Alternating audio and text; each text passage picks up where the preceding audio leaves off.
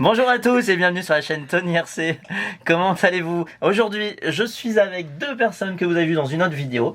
Donc on a Virginie Vellu et Stéphane Matteo Stéphane de chez E-Model. Voilà.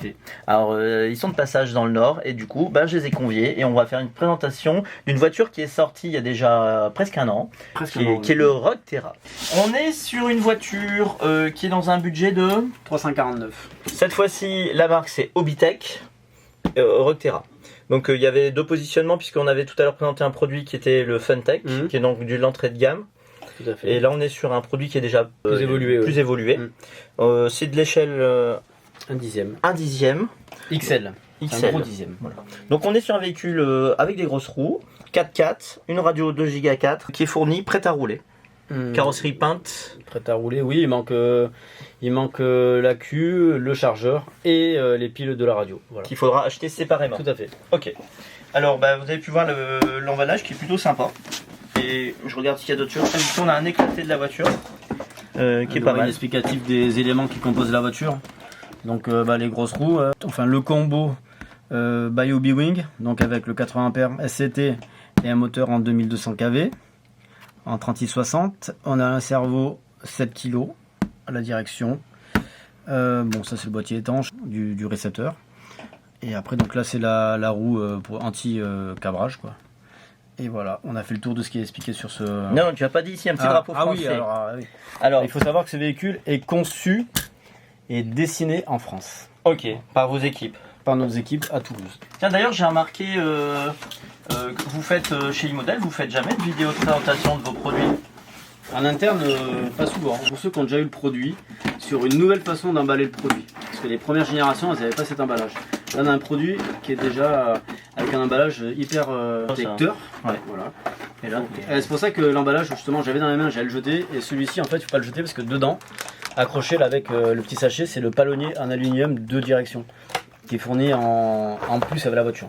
Voilà donc le Rogue Terra, donc qui est beaucoup plus gros que la voiture qu'on a présentée juste avant, qui était donc ça vous l'avez retrouvé dans une autre vidéo qui est sur la chaîne, qui est donc le Funtech MTX. Donc là on pouvait voir qu'on avait des amortisseurs mécaniques et que donc vous voyez ça remonte assez vite. Mais le budget de ça est quand même quasiment deux fois c'est pas le même public non plus. Donc et ici sur cette voiture, on a déjà une voiture qui est avec des amortisseurs hydrauliques. Vous pouvez voir que les amortisseurs remontent tout doucement. Donc on va avoir un amortissement qui est bien supérieur. Puis bon, là on a une échelle supérieure. On est en train de faire la vidéo, mais je découvre la voiture. Puisque c'est une voiture que j'ai encore jamais eu entre les mains. Donc je la regarde. Donc on a un châssis qui a l'air en plastique, qui a l'air bien costaud, bien rigide. Ok, on a une roulette derrière, anti-wheel bar, anti-wheeling. On va enlever la carrosserie pour découvrir l'intérieur de la voiture. Tu m'as parlé de la carrosserie tout à l'heure, on va faire une aparté après en fin de vidéo sur les carrosseries. Une carrosserie pré-peinte, enfin pré-décorée et stickée d'origine, équipée de renforts. Il y a un arceau de carrosserie et il y a des renforts sur le dessus aussi pour tout ce qui est tonneau. On a des clips, donc avec des attaches clips qui sont reliées à la carrosserie pour pas les perdre. Voilà, puis on a tout ça à l'intérieur avec des petits renforts qui permettent de renforcer l'ensemble. La voiture, donc elle est équipée. Bon voilà, on va parler un peu d'électronique parce que bon, je vois que Vivi a le zoom dessus. Donc contrôleur c'est le 80 CT de chez Connect avec un moteur en 3660 et en 2200 kV et un ventilateur additionnel pour refroidir l'ensemble. Voilà, donc le ventilo il est d'origine sur le contrôleur normal et on a ajouté un ventilo supplémentaire sur le moteur. Donc ce qu'on peut voir, c'est que la transmission est entièrement protégée de la poussière. Donc ici les gravats peuvent pas aller dans la transmission, donc ça c'est un point qui peut être sympa si vous roulez dans la poussière. Tout à fait. Alors à l'inverse du Funtech où on a vraiment verrouillé l'accessibilité pour éviter aux gens de mettre les mains dedans le maximum. Là c'est une voiture qui a une structure plus traditionnelle avec des éléments qui sont beaucoup plus facilement manipulables. Donc on peut changer, par exemple changer le pignon ou sortir le moteur facilement. Si on a un problème de cerveau, le changer aussi. Donc là le palonnier c'est le palonnier plastique qui est livré avec. Donc voilà, normalement le premier truc qu'on fait quand on a ce véhicule, on récupère le palonnier qui est livré sur les boîtages et on les monte sur les bagnoles, sur la voiture pardon. Alors je suis content d'avoir le représentant officiel d'E-Model je suis content pour présenter cette voiture. Ça me fait plaisir, franchement. C'est vrai que c'est les vacances, mais bon. Donc là, c'est des vacances, mais tu m'as dit que tu faisais quand même le tour des magasins, quoi. Ouais, enfin bon, sur la route, bien sûr.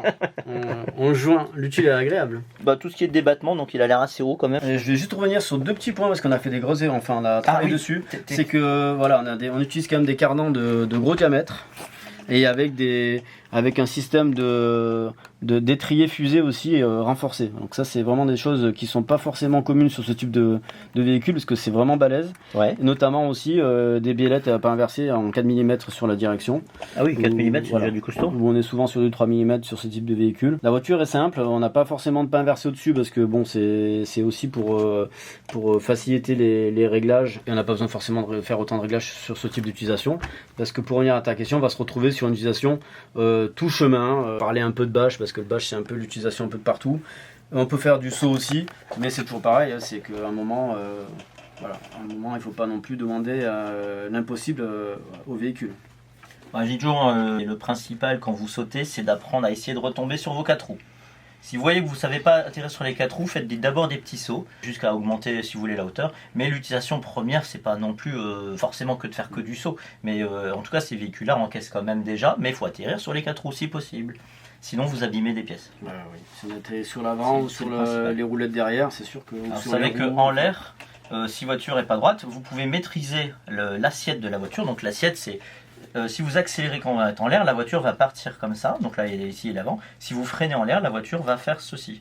Donc le but, c'est d'apprendre à atterrir à plat sur la voiture. Donc c'est des voitures qui peuvent, sans problème, si elles atterrissent sur les 4 roues, là je suis assez haut, je peux lâcher. C'est pas très haut en fait. Voilà. Donc là, si on atterrit sur les 4 roues, il n'y a aucun problème. On entend que les amortisseurs font leur rôle. Tout à fait. Sans problème. Ah oui, ça c'est après. Par contre, si j'atterris, je ne veux pas le faire. Mais de côté sur une roue, il y a forcément des pièces mécaniques qui vont prendre des contraintes supplémentaires. Donc le moteur d'origine, lui, il fait largement le job. Oui. Après, on peut. Voilà, là, c'est livré sans batterie et sans chargeur. Donc forcément, la voiture on a le choix entre le 2S et le 3S. Donc bon, voilà. Après, chacun choisit. Je conseille largement le 2S, surtout au début. Après, on peut revenir sur la radiocommande parce que typiquement, on a un réglage de vitesse aussi. C'est une radiocommande. Donc là, ça, c'est une nouvelle radiocommande de chez Connect. Enfin, qui est nouvelle depuis qu'est sorti le véhicule, parce que c'est le premier véhicule de la marque qui est équipé de cette radiocommande. C'est beaucoup plus simple que les KT2X, sur lesquels il y avait les fins de course, tout ça qui était compliqué. Là, on a simplifié le système. Il n'y a plus de fin de course électronique. On a le bouton de trim de direction. Du coup, on va se retrouver avec un EPM avec un dual rate, c'est-à-dire que quand on tourne ce bouton-là, qui est le deuxième, là, en partant de la gauche, on va se retrouver avec une limitation de direction à gauche et à droite en même temps. Voilà, on ne peut plus régler gauche et droite séparément. Et surtout, on a un troisième bouton qui est très intéressant, c'est le speed là. Et en fait, ça c'est pour diminuer la vitesse d'accélération, la vitesse de pointe. Donc ça, voilà, notamment si on commence en 2 ou 3S, voilà, si on n'est pas sûr de son coup au début, de ne pas hésiter à diminuer et augmenter au fur et à mesure. Super conseil, merci Stéphane. Effectivement, cherchez pas tout de suite, quand vous maîtrisez pas trop votre véhicule, cherchez pas à aller trop vite, sinon c'est la catastrophe assurée. Oui, alors donc ces amortisseurs hydrauliques, si les gens veulent changer l'huile, qu'est-ce que vous préconisez? Et est-ce que les ressorts, il y a des options ou... Voilà, même la question. Donc pour l'instant, on est sur de l'amortisseur hydraulique en corps plastique, bouchon en aluminium. On travaille sur l'option qui n'est pas encore disponible, parce qu'on va revenir après sur les options, mais c'est vrai que les amortisseurs ne sont pas encore disponibles, mais on aura dans quelques temps de l'amortisseur full aluminium. Dorénavant, on a quand même la possibilité pas de remplacer de ressorts, parce qu'on n'a pas de ressorts supplémentaires, mais au moins de refaire l'hydraulique, c'est-à-dire changer l'huile par une huile plus ou moins épaisse. Là, on part sur une base, on va dire, de 400-500 d'origine. Ok. Durcir pour l'été quand il fait chaud, pour monter du 500-600. Tout ça, c'est en fonction du feeling, c'est à vous de faire des essais. De même pour les différentiels. On n'a pas précisé, mais il y a 3 différentiels dans ce véhicule. Ah, il y en a 3? Oui, au milieu là-dedans, c'est un différentiel. Ah, d'accord. Donc ça permet aussi de libérer les transmissions, parce que souvent, sur ce type de véhicule, on va se retrouver ou avec un slipper ou sans différentiel central. Et c'est sûr que c'est beaucoup plus contraignant pour les transmissions. On va parler, moi je ferai des essais de la voiture dans une autre vidéo. Parce que j'ai vu que tu as ramené des options pour les présenter, et puis tu as ramené des carrosseries vierges. Alors, c'est vrai que au début de la commercialisation du véhicule, On s'est retrouvé avec des gens qui avaient des carrosseries qui cassaient rapidement. Parce que c'était l'hiver, et c'est vrai que l'hiver, ce type de Lexan un peu plus plastique, il a tendance à casser plus rapidement avec le froid. Les carrosseries au détail se retrouvent décorées à un prix vraiment intéressant. J'ai plus le prix en tête, mais je crois que c'est dans les 16 €, un truc comme ça, ou peut-être même moins cher. D'accord, il faut remettre après ses accessoires. Voilà, on récupère l'arceau et les renforts supérieurs. Mais alors tu disais, l'hiver, elles sont fragiles. Un peu plus fragiles que l'été. C'est pour ça notamment qu'on a travaillé aussi sur un nouvel emballage pour protéger la voiture aussi plus complètement lors des expéditions. D'accord. Voilà. Donc tu as ramené une carreau ici. Donc nous maintenant, alors ça c'est des carrosseries qu'on fait directement à Toulouse. On va appeler l'usine, parce que bon, c'est vrai qu'on fait aussi de la pièce en aluminium, on va voir tout à l'heure. Donc on a une machine thermoformeuse pour faire des carrosseries. Donc on a nos moules qu'on dessine et qu'on fait fabriquer et qui nous appartiennent de la carrosserie, et sur lesquels on moule du vrai Lexan européen. Avec du 1 mm ou du 2 mm, on va voir tout à l'heure la différence. Alors vous mettez fit granit, ça veut dire quoi? Ça veut dire que c'est une taille de carrosserie qui s'adapte aussi sur les véhicules équivalents des marques concurrentes, c'est-à-dire notamment le granit. Voilà. Ok, donc là on est vraiment sur une voiture équivalente à un granit. Tout à fait. C'est pour ça que la carrosserie s'adapte. Donc vous l'avez en deux épaisseurs, le Lexan 1 mm et le Lexan 2 mm. Tout à fait. C'est quoi, le 2 va être plus cher? Un peu plus cher, mais plus robuste aussi. Donc, la première carrosserie, celle-ci, c'est la 1 mm. Donc plus légère aussi, forcément. Ouais. Alors, qui ressemble au véhicule d'origine complètement? Pas forcément, parce que ça, c'est. Et pas tout à fait, parce qu'il y a des petites rainures qu'il n'y a pas sur la carrosserie d'origine. Voilà. Disons que ce moule-là, il est. Celui-là, le moule est en Asie. Et là, c'est en France. C'est chez nous, à Toulouse. Donc ce moule-là. C'est un moule qu'on a fait plus tard, et on avait déjà renforcé certains points de la voiture, notamment ici aussi. On va retrouver des renforts à l'arrière là, sur la benne. Alors, donc, je le montre. Ici il y a des renforts supplémentaires pour rigidifier un peu la benne. Exactement. Okay.